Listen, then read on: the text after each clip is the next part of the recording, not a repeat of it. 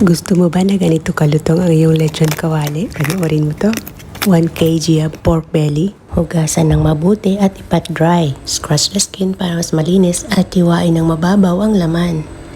I-marinate sa asin, paminta, at 5 spice. Lagyan rin natin ng minced garlic, thinly sliced red onions, laurel, spring onions. Lastly ay lemongrass. Pinunit-punit lang natin ng maliliit. I-roll natin ngayon ang ating pork. Talian ng mahigpit para hindi lalabas ang ating ingredients. Balutin natin ng foil. Nagpakulo na ako ng tubig sa steamer at i-steam natin siya ng 1 hour. At pagkatapos ng 1 oras, ahunin na natin at tanggalin sa foil. Gumamit ng toothpicks at tusok-tusukin ito. I-brush sa suka na may asin. At lalagyan pa rin po natin siya ng asin para mas malasang-malasa ang balat. Ilagay sa fridge 2 hours bago iprito. Sa mainit na mantika, iprito na natin.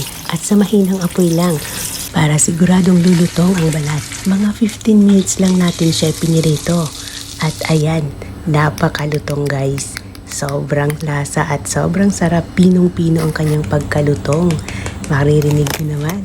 O, itatry mo rin ba ito? Please like, share, and subscribe for more videos. Thank you!